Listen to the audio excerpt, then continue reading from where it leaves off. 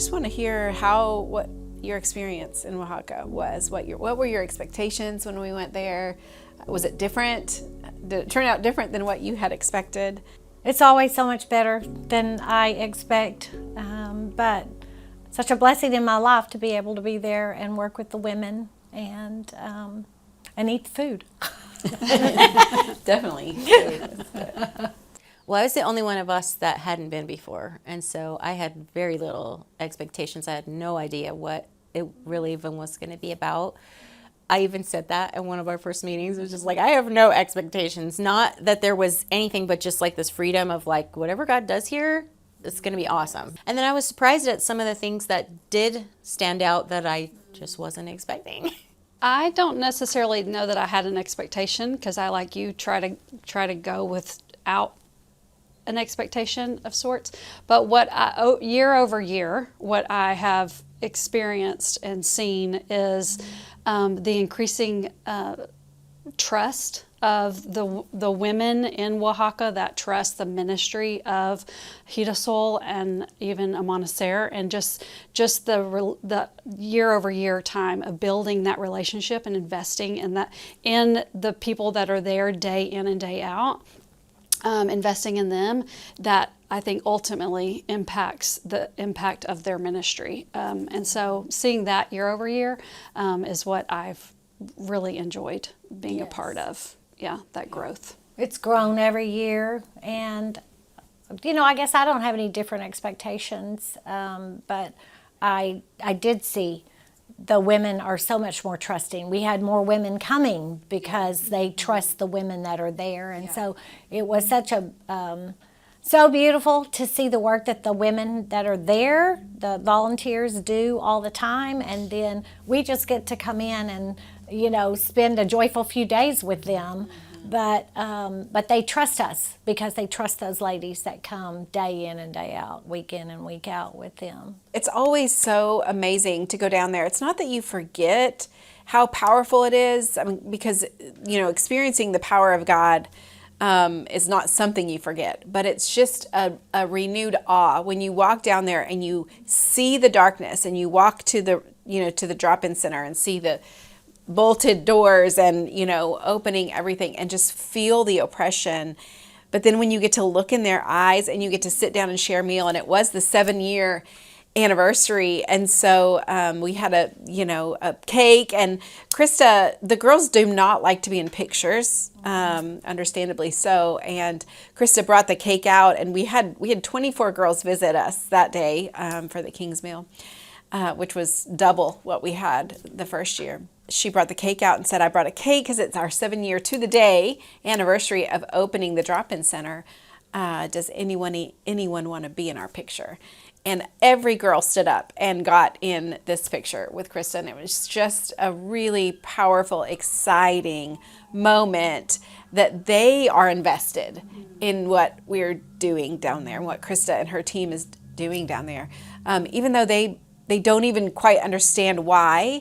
They know that there's freedom in that place. They know there's joy in that place. And it's just so beautiful to see. One of the experiences that I love the most in year over year that we've gotten to do is washing the women's feet. Mm-hmm. And so that has been something so special. And I don't even know if they necessarily realize the weight of that, but what it means to me to get to wash their feet.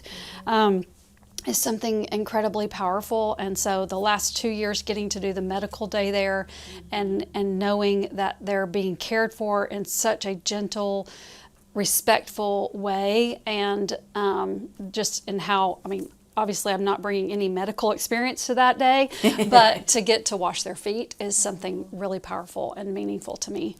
And so I cherish that every year. And the connections that have come out of that. We've had people come to know the Lord out of the medical day that we've done, just because of her team and the follow-up care that's there. Last year afterwards, there was one in particular that came to receive Christ because she was cared for. I love the joy that shows in their faces when they get treated that way, the love from the from the meal, the love from the washing of the feet, and even the day that we did crafts with them. You know, we had, I think, 9 women who stayed like an hour and a half with us to do crafts, and it was, they were not out on the street under the oppression. They were alive and joyful and laughing and, you know, talking with us.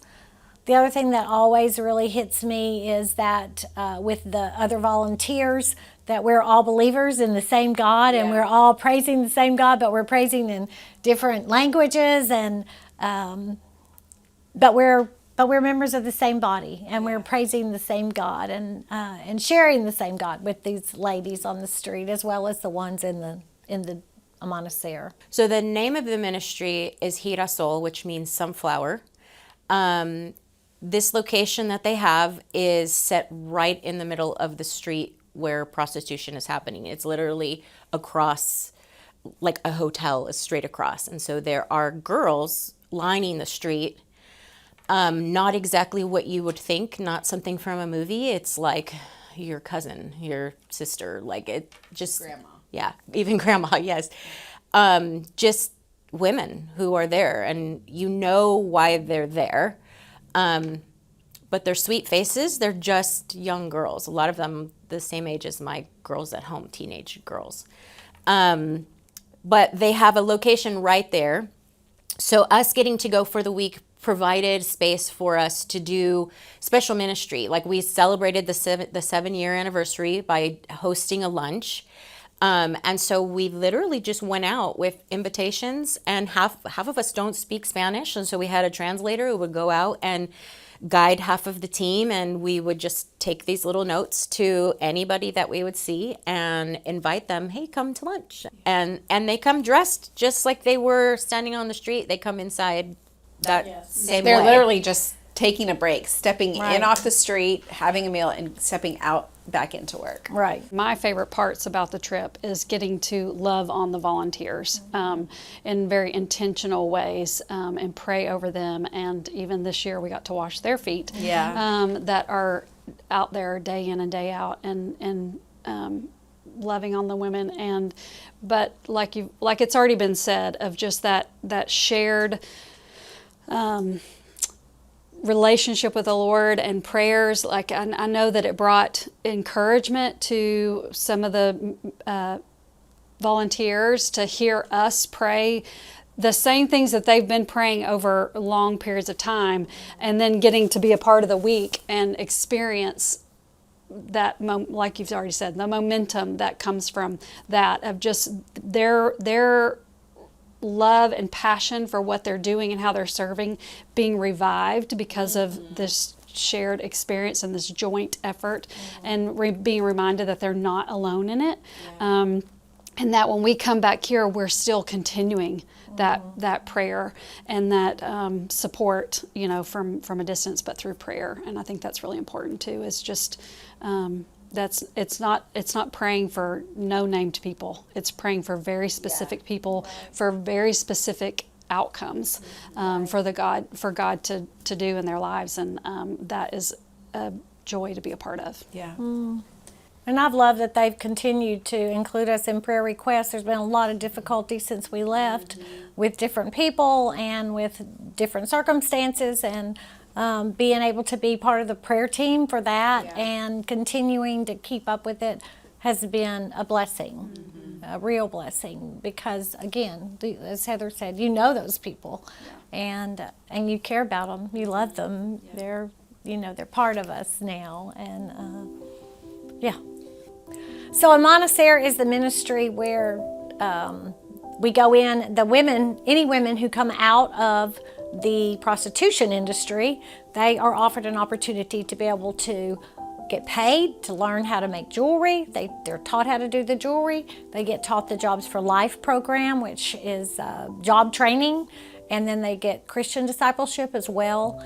And it gives them an opportunity for a year to be paid and taken out completely out of that lifestyle to a whole different part of the city, and hopefully make a huge change in their lives.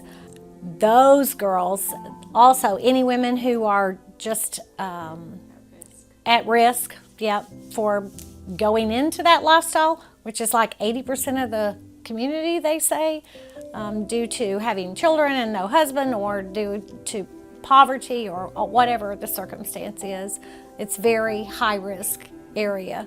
And so any girls that come and want to do this, they can also, if they qualify, become part of a monastery. And it's a beautiful ministry as well. And all of it is just so exciting that we look forward to going back. I look forward to going back every year. I've already been asking Teresa, are we going to go in 6 months now instead of a year? So it has captured my heart. It feels like home. Yes.